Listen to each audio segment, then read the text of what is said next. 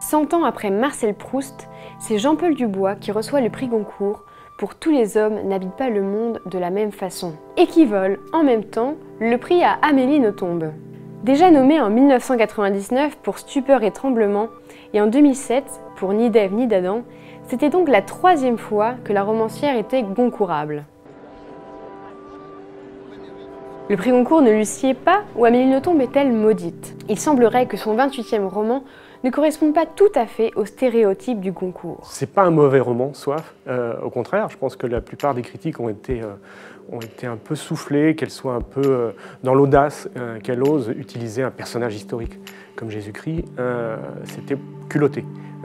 D'ailleurs, les lecteurs de Nothomb habituels ont été la lire, comme d'habitude, mais elle a gagné des lecteurs en plus, peut-être des cathos, qui se sont dit « Tiens, on écrit sur Jésus, qu'est-ce qu'elle peut bien faire ?» Peut-être on a considéré que Nothomb, c'est un problème, elle est archi connue. Est-ce que c'est pas too much?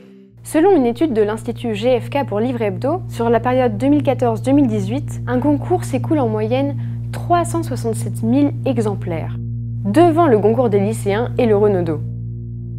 Soif d'Amélie Nothomb s'est déjà écoulé à 146 000 exemplaires. Alors peut-être que le jury a considéré qu'elle n'avait pas besoin de ce coup de pouce supplémentaire pour vendre son roman. Logiquement, si on voulait, et c'était un peu l'idée, couronner quelqu'un qui est la reine du box-office, il fallait couronner Nothomb, ça permettait d'avoir un gros Goncourt et ça permettait de faire plaisir aux libraires. Elle a peut-être pâti justement de sa grande notoriété, ce qui est assez cruel puisque finalement, depuis 20 ans, elle tire le marché vers le haut avec des ventes très importantes, même si elle est passée sans doute de 400 000 il y a 25 ans à 100 000 aujourd'hui, ou à 140, mais elle a peut-être, curieusement parlant, trop de notoriété, trop d'aura, trop de présence, et un livre qu'on peut juger clivant, si on considère qu'écrire un roman sur Jésus-Christ, ça peut être clivant.